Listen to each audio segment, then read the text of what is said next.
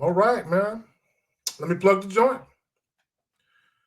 A woman must cede power to submit. Let me plug the joint again. A woman must cede power to submit. Now, to cede, C-E-D-E, to cede something means to grant or to yield. Again, cede means to grant or to yield. So when you hear myself and other people say femininity yields to masculinity. So when a feminine woman comes across a masculine man, she yields to that masculine man, right? Right? She makes way for that masculine man, right? Again, a woman must cede power to submit. Here's the thing.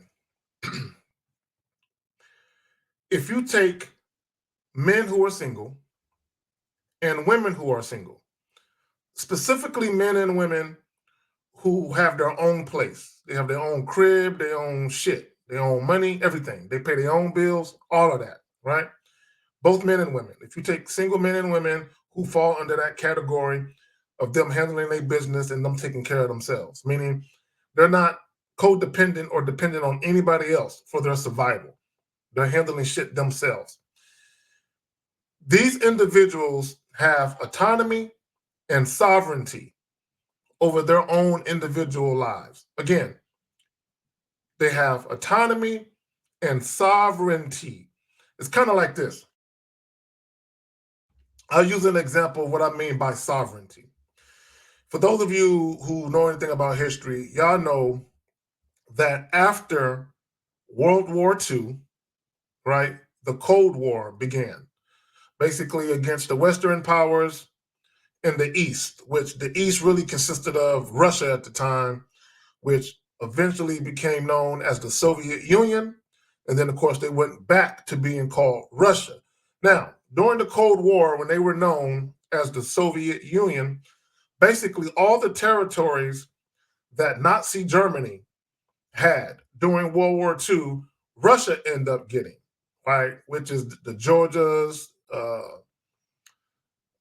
Poland, Czechoslovakia. I always pronounce that funny. Czech Republic, we'll say that. Okay, Ukraine. Now, for those of you who know, Ukraine and Russia have been battling, right? Right? I don't know if they still are, but they were, right? That was, news, right? There was always in the news that Russia had attacked Ukraine. Now, Ukraine was part of the Soviet Union, right? They were part of, right? So what ended up happening was when the Soviet Union collapsed, all these different states that were up under that umbrella of the Soviet Union, they left, right? They went and formed their own countries. What did they have? Sovereignty. Sovereignty. They didn't want to be up under the umbrella of the Soviet Union. They wanted sovereignty, right? So when I say a woman must cede power to submit, she must cede her sovereignty. She must say, I no longer want to be an independent state.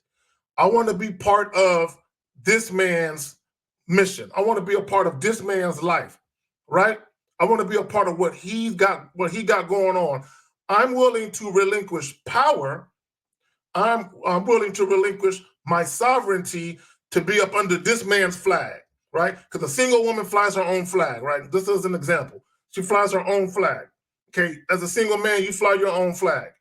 So when I say a woman must cede power to submit, she basically drops her flag down the flagpole and raises yours. Like, I'm up under this flag now, right? So when I say a woman must cede power to submit, she must relinquish the desire to want to be in control.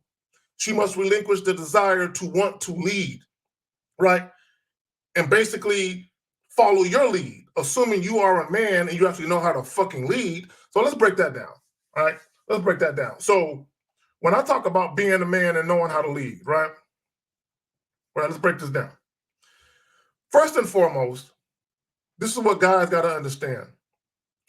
Women will always follow a man. Now, understand what I'm saying. Women will always follow a man. This is what I mean by that. If a man has great leadership, if he has great leadership, she will benefit. She will benefit. If that man has horrible leadership skills, he doesn't know how to lead, okay, she will come to the realization or to the conclusion real quick that she cannot benefit from this man, at least not the way she wants to. So when women come to that realization that your leadership skills are subpar, you don't know what the fuck you're doing, they're going to do one or two things. They're either going to leave you, they're just going to dip on you and be like, I can't fuck with them, or they're going to seek to control shit. They're going to seek to basically retain their sovereignty. They will not cede power to you, right? They will seek to lead the situation themselves, and then they'll start calling the shots because they don't feel they can benefit from your leadership, right?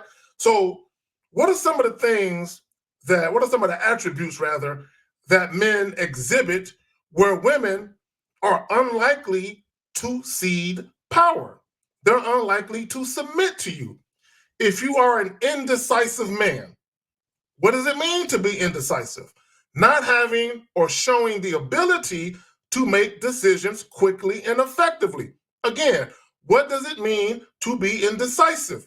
Not having or showing the ability to make decisions quickly and effectively.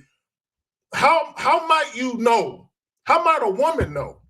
How might a woman know that you are an indecisive male? You don't even know how to set up a date. When you're dealing with women, you have no course of action for the woman to take. You have no plan. You guys, right, that be talking to women and it take you 3 fucking phone calls to even set up a date, right? You exchange contact information with a woman and you don't even got a plan. And this is why, because I know y'all see the viral videos of dudes talking about, hey man, when I ask a woman what she wants to do, I'm just being thoughtful. I'm being considerate. And then you have women like, no, make the plan, set up the date, tell me where the date is going to be, the date and time you have in mind. And I'll respond to that. Okay, either I'm available that day or I'm not. And we'll talk about it. Either that time you suggest it works for me or it doesn't. If I'm interested, we'll talk about it. But women want you to have a fucking plan. They don't want to have multiple conversations with you where you have no plan. You're just talking to be talking. You're an indecisive man. When you try to set up a date, or when you tell a woman you're interested in taking her out and she's like, what do you have in mind? You're like, I don't know. What do you like? What are you showing? What are you exhibiting? That you are an indecisive man, not having or showing the ability to make decisions quickly and effectively. Regardless of what women say publicly about being a boss bitch and I don't need a man and all that other shit, I'm going to tell you what women do need. They need a motherfucking man who's decisive, a decision maker, a man who knows how to make quick decisions. Not only do he make quick decisions, but 99% of the time, he makes the right decision. So much so that both him and the woman benefits from his quick decision making and the type of decisions that he makes. Now, another thing that a man will lack that women are reluctant to cede power to or submit to is a man who lacks self-assuredness. What is self-assuredness? It means, now, to be self-assured means you accept and trust yourself and have a sense of control in your life. Now, peep game. When we talk about self-assuredness, right? What does it mean? It means you accept and trust yourself and you have a sense of control in your life. If you don't trust yourself, how the woman gonna trust you? If you have no control in your life, how is the woman supposed to give up control of her situation? How is a woman supposed to relinquish power and control over her life, power and control over her sovereignty, and put it in the hands of a man that don't have control over his own fucking life. You have no vision. You have no sense of direction. You don't know where you're going. So a woman is supposed to follow a blind motherfucker that don't know where he going. The literal case of the blind leading the blind. Women that got any type of sense, women that got shit to lose, women that got shit to lose ain't gonna follow you. They won't submit to you. And in most cases, they won't fuck with you. But in the cases that they do fuck with you, guess what they're gonna do? They're gonna run shit because they don't believe in you. And I'm gonna tell you right now, fuck around and be dealing with a woman who don't trust your leadership and who don't believe in you. Do you think that type of woman can respect you? No, she can't.